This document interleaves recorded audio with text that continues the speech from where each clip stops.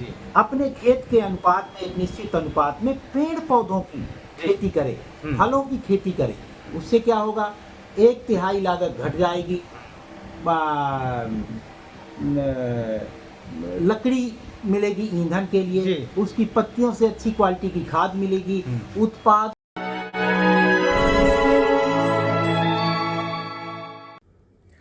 नमस्कार किसान मित्रों, कृषि पिटारा में आप सभी का बहुत बहुत स्वागत।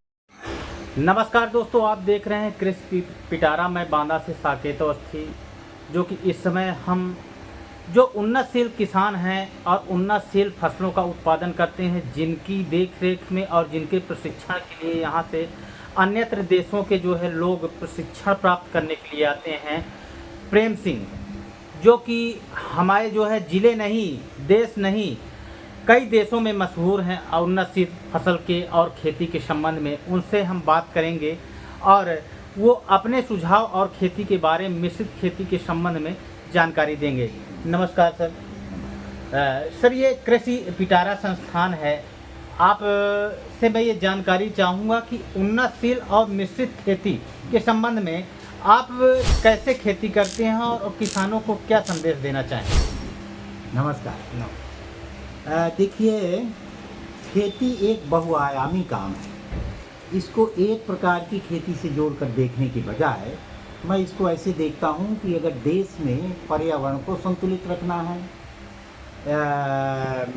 पर्यावरण संतुलित रखने का मतलब हमारी एयर क्वालिटी ठीक रहे, अगली पीढ़ियों को पानी मिलता रहे, खाद्यान्न की सुरक्षा बनी रहे और सेहतमंद खाना मिलता रहे और किसान भी समृद्ध हो, ऐसे 5 आयामों को टच करने वाली खेती कैसी की जाए जी। इसी में मैं मेरा जो पिछले 30-35 वर्षों का अनुभव है मैं बताना चाहूँगा जी। बिल्कुल जी। कि जब हम अपने खेत, जो हमारा खेत है, उसमें जितना पानी लगना है उसके अनुपात में एक तालाब बनाएं। तालाब से सिंचाई करने में क्या कम लगती है और तालाब का पानी 30% ज़्यादा उत्पादक होता है। और तीसरा गुण ये हो जाता है कि जो फसल 5 पानी में आती है, तालाब के पानी से 3 पानी में आ जाती है। अच्छा, मतलब आपके कहने का तात्पर्य है कि स्वयं का तालाब हो, स्वयं का तालाब हो और एक निश्चित अनुपात में हो, ताकि हम ताकि जो जी, स्वयं का तालाब हो ताकि ऊर्जा की भी बचत हो और गुणवत्ता भी बढ़े, हमें खेत की उर्वरता में सहायक हो। जी जी। वाटर रिचार्ज का भी इसके माध्यम और वाटर रिचार्ज होगा तो अगली पीढ़ियों के लिए जी पानी मिलता रहेगा। दूसरा, अपने खेत के अनुपात में, एक निश्चित अनुपात में पेड़ पौधों की खेती करें, फलों की खेती करें। उससे क्या होगा, 1/3 लागत घट जाएगी। लकड़ी मिलेगी ईंधन के लिए, उसकी पत्तियों से अच्छी क्वालिटी की खाद मिलेगी।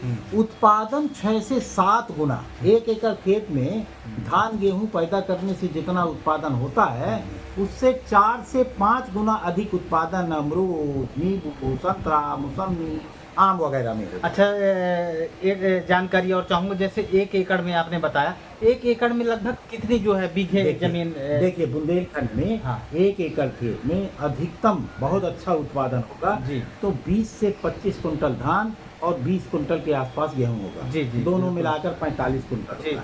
जबकि 1 एकड़ खेत में 100 अमरूद के पेड़ लगते हैं और एक पेड़ अपनी जवानी में आने के बाद 1 से 1.5 कुंटल उत्पादन देता है। ऑटोमेटिक 100 से 150 कुंटल उत्पादन हो गया। लागत अलग घट गई, ईंधन के लिए लकड़ी मिल गई, खाद के लिए पत्ती मिल गई और हमारा उतना एरिया खेत का अगली पीढ़ी के लिए एक तरह से नया खेत मिलेगा उनको खेती करने के लिए। जब उस बाग को तोड़ के दूसरे एरिया में बाग लगा देगी अगली पीढ़ी, इस पीढ़ी में आय के स्रोत भी बढ़ते हैं और इसमें जानवर चराएंगे तो उत्पादन, और इससे और अतिरिक्त फायदा होता है, नगद पैसा मिलता है इसमें। तो इस प्रकार से किसान की आमदनी होगी और पर्यावरण के एयर क्वालिटी बढ़ेगी, फोटोसिंथेसिस क्रिया से ऑक्सीजन बढ़ेगी वातावरण में। और कल्पना कर लीजिए, पूरे देश के सारे लोग सारी जगह 1/3 हिस्से में बाग लगाने या 25% हिस्से में बाग लगाएंगे, अपने आप एयर क्वालिटी अच्छी रहेगी जी। बिल्कुल। तो इस प्रकार से हम जी। तो इस प्रकार से हम आमदनी भी बढ़ाएंगे। तीसरा स्टेप है, हम जिस खेती की बात करते हैं, जी। खेत के अनुपात में पशुपालन। पशुपालन खेत के अनुपात में कैसे, जितना उत्पादन हम लेते हैं वो कोई ठोस चीज लेते जी हैं, बिल्कुल। तो मान लीजिए जितनी ठोस चीज लेते हैं वह कितने जानवरों से उतना गोबर प्राप्त होगा, इस कैलकुलेशन से पशु रखें। और पशु कौन सा रखें, सब प्रकार के पशु रखें। गाय रखें, भैंस रखें, बकरी रखें, मुर्गी रखें, तालाब में मछली पालें, बतख पालें। क्यों? क्योंकि गाय के गोबर में माइक्रोब्स, भैंस के गोबर में कार्बन, बकरी के गोबर में जो मींगनी प्रजाति की गोबर होते हैं उसमें मिनरल की अधिकता होती है, और जितने पक्षी होते हैं उनके गोबर में, उनके बीज में कैल्शियम और फास्फोरस, वो भी घुलनशील, जी, जो मिट्टी के लिए उत्तम अधिक कोट की प्राप्ति होती है। जो और ये सब, और इसमें पेड़ से प्राप्त होने वाली पत्तियों को मिक्स करके एक कंपोस्ट खाद बनाएं, किसी भी प्रकार की खाद बनाएं, और उसको जब खेत में डालते हैं, हमारा खेत सभी प्रकार से रिच होता है। मिनरल रिच, माने nitrogen rich, phosphorus rich, calcium rich, जितने प्रकार के सूक्ष्म तत्व होते हैं, बोरान, मालिब्डेनम, सब कुछ उसमें उपलब्ध हो जाता है। जी बिल्कुल बिल्कुल। तो इस तरह से हम, और उससे पैदा होने वाला फल, उससे पैदा होने वाली घासें, उससे पैदा होने वाले अनाज उत्तम कोटि के होते हैं, स्वास्थ्यवर्धक, नेचुरल होते हैं, सही है। हाँ, जो कि स्वास्थ्य के लिए हानिकारक भी तो नहीं है। हमारे लिए स्वास्थ्यवर्धक खाना भी मिलेगा। और क्या फायदा होगा, हमारा जो 2 लाख करोड़ रुपए के आसपास हमारे देश का डीएपी यूरिया के नाम से बाहर जाता है, वो बचेगा। हमारा अपना जानवर भी जो मारे ढकेले घूमते हैं वो मारे ढकेले नहीं घूमेंगे, और जो गलत मूल्यांकन कर दिया गया है कि जानवर दूध के लिए हैं, जी, जानवर अकेले दूध के लिए नहीं है, जानवर असली खाद के लिए हैं। इस धरती में अलग अलग पक्षी क्यों बनाए होंगे, क्यों पशु इतने प्रकार के धरती ने बनाए, प्रकृति ने बनाए, क्योंकि वो अलग अलग प्रकार की मशीनें टाइप की हैं। तो धरती को सब प्रकार की खादें मिल जाती हैं, ठीक है ना, जिससे उत्पादन अधिक होता है, जिससे उत्पादन भरपूर होता है। जी जी। मिट्टी को जिस चीज की आवश्यकता और होती मिट्टी है, हमारी उत्तरोत्तर उसकी उर्वरता बढ़ती चली जाती है, एक पीढ़ी से दूसरी पीढ़ी, दूसरी पीढ़ी से तीसरी पीढ़ी। और आज की जो कंपोस्ट है, जो ये आ रही है बनी बनाई जो है, जिनमें जो है मिट्टी के लिए नुकसान भी है, हानिकारक भी मानी जाती है। केमिकल कहते हैं, कंपोस्ट नहीं कहते हैं। अच्छा। कंपोस्ट तो यही खाद है जिसको हम बता रहे हैं। अच्छा।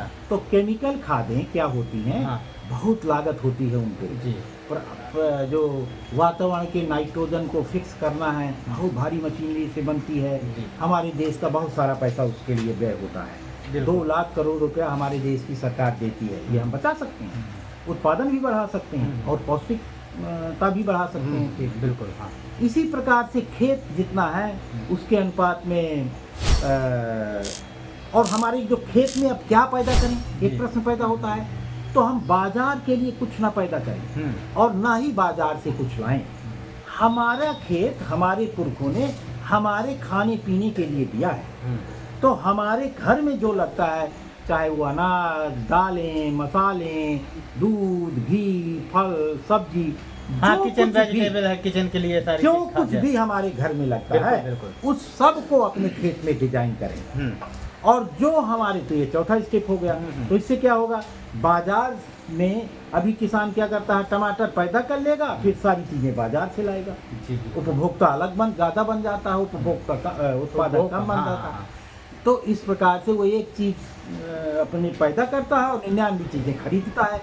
तो जो खरीदता है उसमें उसका पैसा लगता है। जी। तो ये जो वहाँ से बाजार से खरीद के लाता है, तो गरीब का गरीब बना रहता है, कर्ज में लदा फदा रहता है। और इस प्रकार की खेती में भारी मशीनरी वगैरह का प्रयोग होता है। अपना ये सब कुछ करेगा तो उसके लिए जोतने बोने वाला खेत हो जाएगा कम, उसको अपना हल बैल से कर सकता है, या छोटे छोटे बहुत कृषि यंत्र आने लगे हैं, छोटे ट्रैक्टर आने लगे हैं, इनके उपयोग से वो कर्ज मुक्त खेती कर सकता है। जी बिल्कुल। जैसा कि जो है, देखिए आपने देखा, ये प्रेम सिंह जी हैं जो कि बहुत मशहूर हैं और ये मिश्रित खेती के लिए मशहूर हैं। इनके द्वारा जो बताए गए, किसानों को दिए गए टिप्स हैं, किसानों के माध्यम से या किसानों के द्वारा अगर अनुकरण किया जाता है, ऐसे जो है निर्देशों का, तो स्वतः वो किसान खुशहाल होगा। जो कि बताए गए निर्देश के अनुक्रम में सभी चीज़ों का उत्पादन और कोई भी चीज़ जो है खराब नहीं है, वो स्वतः उसी मिट्टी में उसका उपयोग कर लिया जाता है, जो कि कंपोस्ट का रूप लेती है और अधिक पैदावार देती है। जैसा कि किसानों के लिए इन्होंने बताया, हमारे संस्थान के लिए इन्होंने समय दिया। सर बहुत बहुत आभार आपका। अभी रह गया। जी। अब ये 4 स्टेप हुए। 5वां स्टेप ये है कि जो कुछ भी हमारे खाने से बचता है उसको बिना प्रोसेस किए बाजार न ले जाएं। जी। जैसे अरहर बची तो हाँ। उसको दाल बना के ले जी। जाएं, गेहूं बचा तो उसका दलिया बनाएं, आटा बनाएं, हाँ, खान मैन्युफैक्चरिंग बचा, करके जी। कुछ ना कुछ प्रोसेस करना है जी। उसको, गुणवत्ता। हाँ, तो हाँ। क्या होता है, उससे हम बाजार से पैसा हाँ, हमारे earning मन का होती है। आएगा। हाँ। जैसे अभी गेहूं बेचने जाते हैं तो मूल्य कौन लगाता है? जी। बाजार लगाता है। यदि आटा बेचने जाएंगे तो मूल्य हम लगाएंगे। हाँ। तो इस तरह से 5वां स्टेप है। और 6वां स्टेप भी है अभी। हाँ, उसके बताएं। पहले भी किसान समृद्ध नहीं हो सकता। जी।